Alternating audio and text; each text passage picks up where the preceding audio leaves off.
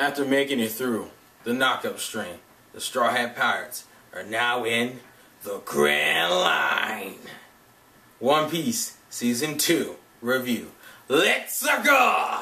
So yo, what's up guys? TheInsaneGamefreak here to bring you One Piece Season 2, which you can get on collections 3 through 5, Nami, New Kedata, Choppa, and Usopp, which I believe this one just came out as the time of recording this video. So yeah, it's only 3 of these to get all of Season 2, which is, if I believe right, is from episodes 53 to 130.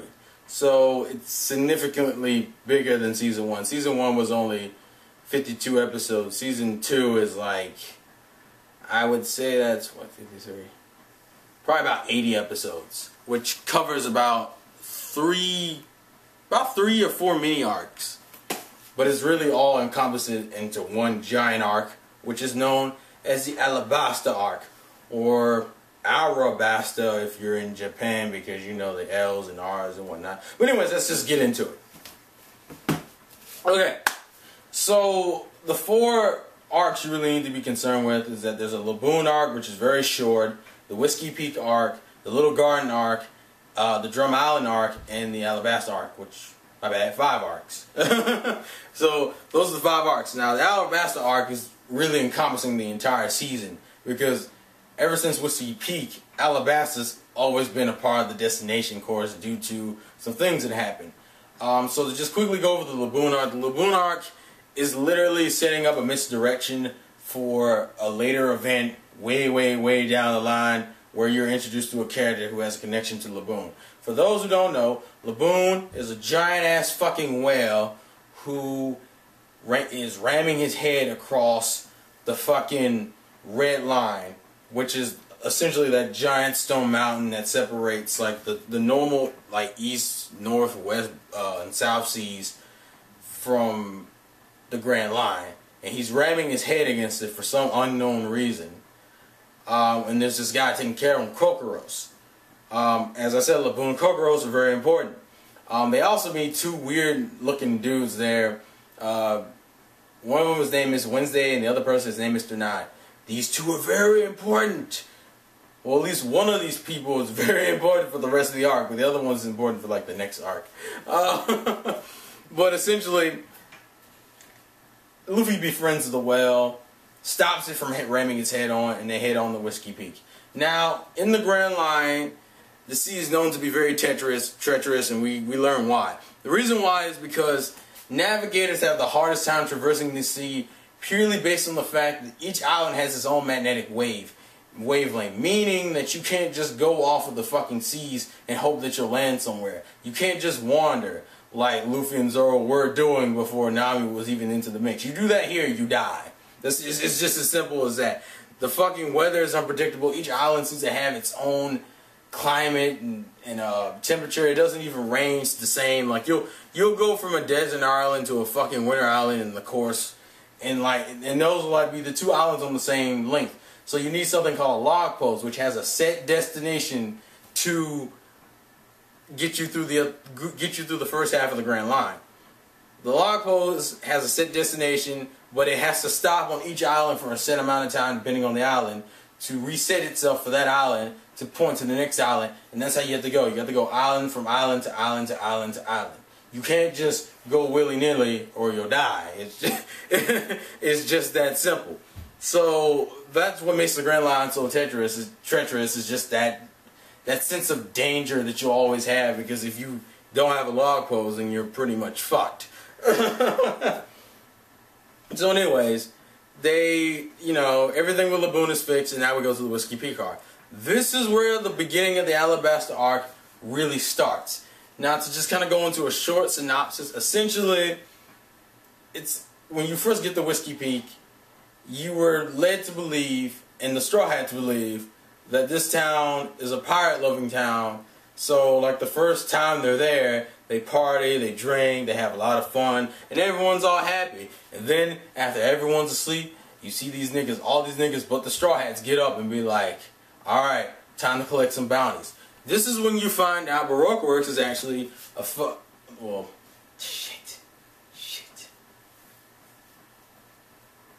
Let's try that again. This is when you actually find out that this town is actually an actual organization, well, part of an organization called Baroque Works, which, for all intents and purposes, is led by this unknown leader and is capturing pirates to collect their bounties. So essentially, the best way to put it is that these niggas are bounty hunters. Luckily, Zoro wasn't like straight out and just proceeds to whoop everybody's ass while going through, because apparently Zoro's been confronted by these people before. Apparently, they tried to recruit him a while back when he was still a pirate hunter. And I love Zoro's reaction here. He was like, but the reason, like, but I had to stop the guy, because essentially the guy was like, the reason why he didn't join is because he had one condition, and the one condition was that you had to let Zoro be the leader. And then the guy attacked him, so Zoro had to handle his business, and shit happens. Shit happens. So essentially, through the fighting, with Zoro fighting off everybody, everyone else is essentially knocked the fuck out. But later on, you'll see Luffy and Nami get up. Nami is on some extortionist shit, and Luffy's so confused that he's attacking Zoro for no reason, which probably leads to one of the most epic fights and leads to the biggest debate in the One Piece mythos. Is Zoro stronger than Luffy? Because they ended up fighting on the dumbest ass reason, but the fight was taken so seriously, everyone got so hype off of that. Oh, that fight. It's a hilarious fight, especially because of how it ends, but I'm not going to spoil that. But let's just say that fight was awesome. It's during all this fighting that you start to learn out that there's a traitor within Baroque Works, so they're dealing with some internal shit while Zoro's going around kicking their asses. Apparently, they have two people who have infiltrated them. These two people are actually Miss Wednesday, and I believe his name is Mr. 8? Yeah, he was supposed to be, he's Mr. 8, which is this dude named Ikaram, who apparently every time he talks, that's a go. He'll be in the middle of a sentence, he'll be like, ma, ma, ma. I don't really get the joke, but it's funny as hell to see. Essentially, these two are traitors, and we find out that these two are actually part of the kingdom known as Alabasta, which is a desert kingdom. Essentially, they found out the identity of their leader. And you're not supposed to know the identity of your leader, especially from niggas who infiltrated and spied on them. That's kind of bad. You're not supposed to do that. So essentially, they're realized, they're found out, and now this is turned into from Zoro kicking Baroque Works' ass to Zoro having to protect Princess Vivi is her name. Protecting Princess Vivi in order to get a bullshit reward that Nami extorted out of fucking Ikaram. Which is where the hilarity ensues, and pretty much is the basis of Alabasta, the Alabasta arc. Essentially now, they have to avoid they're on the hit list of Baroque Works because there's a shit ton of members. It's not just that island. There are a shit ton of members. There's just that Baroque Works was running that island, but they're running a shit ton of islands. On top of, essentially we find out the boss's name. The dude's name is Crocodile. Crocodile is one of the 7 warlords of the sea. He is probably, I believe he is the 2nd warlord we have seen in the series. I said seen, not heard. He's the 3rd warlord we've heard of, but he's the 2nd warlord we've seen. This nigga is going to be the most dickish villain you've dealt with so far. And my God, he is a bitch. So, you now have the basis of the Alabasta arc. You're trying to get Princess Vivi home. And you're probably wondering why then, if that's the case, why do we go from Whiskey Peak to fucking Alabasta? Why are we going through like 3 other islands? Well, as I said, the log post logic, and plus because of some shit that happens. Essentially, you have Whiskey Peak, and then they end up going to Little Garden next. This is due to an introduction of a character that is very, very important. Her name is Miss All Sunday, who is the direct partner of Crocodile. Because in Baroque Works, all the anyone from I believe 11 and down are partners except for one character. You have, it's usually a male and a female partner character system. One of them is named by days of the week, and one of them are named by numbers. Like you have Mr. A and you have Miss Wednesday, or some people are named by holidays, like Mr. Number 4 and Miss Merry Christmas and shit. But the whole point is that there's a partner system. So Miss All Sunday is the partner of Crocodile. But anyone past this whole arc knows her as Nico Robin. Why? Because if you haven't read the series, she is a very important character. You need to keep your eye on her. But anyways, the reason why they end up going to Little Garden is purely because Nico Robin or Miss All Sunday gives him a pose, but Luffy doesn't play that shit. You ain't just gonna tell Luffy where to go. Luffy takes his own route. Even though Little Garden is the more dangerous route to take, and which is where essentially every arc they run into works agents, except for the exception of Drum Island, because Drum Island was totally not even planned even by the Straw Hats. Drum Island actually is the introduction of another character, Tony Chopper, which is where this hat comes from, and it's on the cover of, I believe, Collection 4. This is Chopper. This is the ship's doctor that they gain. Chopper is a reindeer with a blue nose, and he is he's kind of weird. He ate a devil fruit. He ate the human devil fruit, which, you know, in retrospect, if you think about that, if a person had eaten that devil fruit, would they even have changed at all? Like, because the devil fruit is human. So for an animal, it would do something to an animal. But just think about that for a second. If you ate a human fruit and you were a human, would you just gain like different forms, like a fat form, a skinny form, or some shit? Like, I don't know. That's a fun discussion. Go, someone answer that shit in the comments. It'd be fun. Anyways, Chopper ends up becoming the ship's doctor. Now, I suggest watching all these arcs. I think every arc is important for different reasons. Whiskey Peak is obviously important because it sets up the whole Alabasta story arc. Little Garden's important because it sets up what happened. It's, in a way, it's kind of not important, but at the same time it is, because there's maybe like 2 characters that really change in that arc. And that's Usopp, and there's a correlation with Nami to Drum Island, because the Drum Island arc is really a result of what happens in the Little Garden arc, but it's a very, very minuscule reaction to it. So I'm not going to tell you what it is, but go look forward to it. And then after Drum Island, of course, we get to Alabasta, where the shit's going down. Now, people want to know, why is Crocodile regarded as such a horrible villain? For one, he masquerades himself as a hero. Because he's a 7 warlord, he's kind of immune to, like, pirates, from the Marines coming over there and fucking with his shit. That's what warlords, that's one of the warlords' privileges. They work with the government, but they're still fucking pirates, kind of to maintain a balance of power. So he's regarded as a hero in Alabasta. On top of which, you have Alabasta currently is going through like a civil war. You have fucking, the Royal Army, and then you have the rebels who are disagreeing on a lot of different things in terms of a lot of politics and a lot of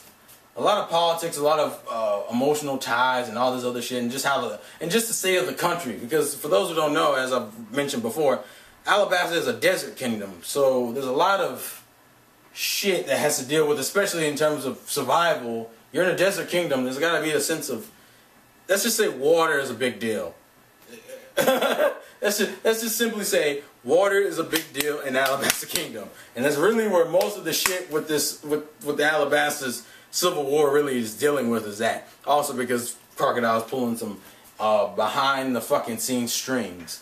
To find out what his true intention is, you got to watch the series. Well, the other reason why he's regarded as such a ridiculous villain is because of how ridiculous his fights with Luffy are.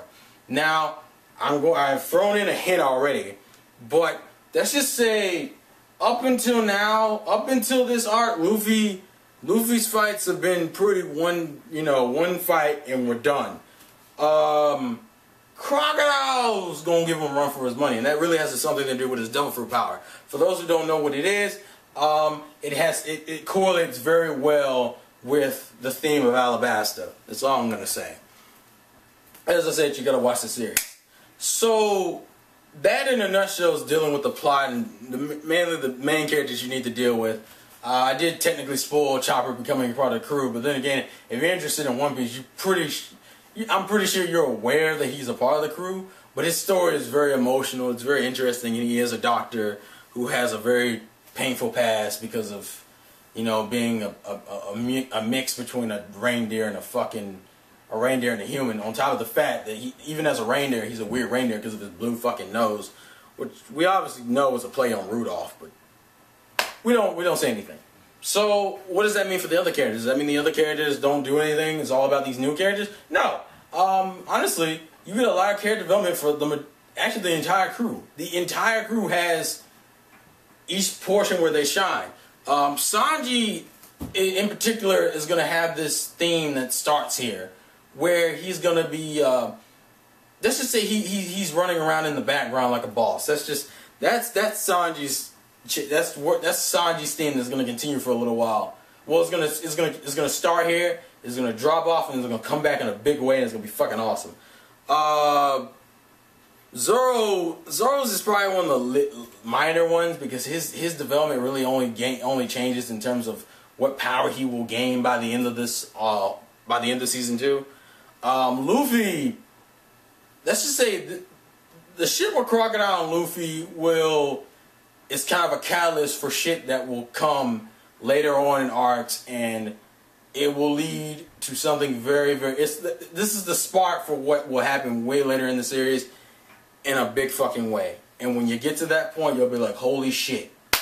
Nami kind of goes through Usopp similar development. Usopp and Nami kind of go through a similar development. The best way to explain their development, though, is pretty simple. They want to become more useful. That's the best way to describe it. It's deeper than that, but that's the best way to describe it. And then, you know, you have the new guy, Chopper, and by the end of this arc, you have Robin, but, you know, you don't really... Robin comes in literally within the last 3 or 4 episodes of this arc, so obviously there isn't that much of a change in terms of character. But it is pretty interesting to see how she will end up joining, considering she's one of the few characters that actually starts off as a villain. I say few because that's also a hint to something else, but that's besides the point. But anyways, all in all, this is literally the arc that will tell you if you think One Piece is high tier for you. Why? Because this season throws so much shit at you. There's so much development. There's so many epic fucking fights. This is what will make One Piece high tier or not. Which is all up to you by the end of it. But, yeah. This is the high tier moment. This is the make it or break it moment in terms of if you think of One Piece as a okay shonen or a high tier shonen. But in my personal opinion, I think you should fucking watch it. It's fucking... My God, if you got through season 1, you enjoyed season 1. Season 2 is more of that with more serious tones in it, and that's when the shit gets good, son. So essentially, that's everything I can directly mention without spoiling certain plots of certain arcs, because I don't want to do that for Little Garden or the majority of Drum Island and Alabasta. I've given you the main point of it, but there's a lot of interesting things that happen. Just one side note. For those who are fans of Smoker, he shows up again. Not gonna tell you where, but he shows up again, yeah! So the Marines ain't fucking around either. But anyways, that's essentially One Piece Season 2 in a nutshell. For those in the comment section who have read past that, which is probably the majority of you, do not spoil for the others. What I want you guys to do is what I've been telling you guys to do for the other reviews. Tell the people who are just getting into Season 2 why they should watch Season 2, some of your favorite things about Season 2. Just stick with Season 2 topics. Don't go into Season 3 territory, but go from you can even mention Season 1 stuff, because they should, if you're watching this, I'm assuming you've already seen Season 2. Seen Season 1. So, you talk about Season 1 and Season 2 shit. None in Season 3, no Season 4, no Season 5, none of that shit. Stick your hair. But yeah, that's essentially the review. So, If you liked it. Favorite if you want to. Pass it around if you want to help people get into One Piece. It's a great series. I fucking enjoy it. This is the arc. This is the season that'll make that guy. This is the season that has probably one of the best. That probably will have the best fights that you've probably seen so far. Period. Hands down. I think this, even the All-On fight, even the Luffy fight he has in this arc, compared to the All-On fight is cool. But this fucking next one. This next one. My God, son. But anyways, that's just me. Anyways, life's a game. Play to win. And you know, I gotta do it. It's a piece. One Piece. And you know, just because you can never get enough piece, we're gonna have someone else finish it off. See you guys later. This nigga. This fucking nigga. I'm out. If this nigga doesn't give me my damn money tomorrow, I'm going to go ham. I am going to go fucking ham. Give me my fucking money, you hefty ass, no neck, fat ass nigga. Smiley face. Niggas love smiley faces. Oh shit. I'm recording. Oh wow. This is embarrassing, but what am I supposed to be doing in this video? Damn. It's on the tip of my tongue. Is it on the last volume Shonen Jump? Nah, I don't think so. Shit, what was it? What was it? God, tell me. Why am I making this video? I don't remember what I'm supposed to be making this video on. God, please tell me. Provide me with the answer, damn it! Oh shit! Now I remember. Yeah, it's all coming back to me. I just watched Game Manic's recent video. La la la la la la. Peace! 1 million!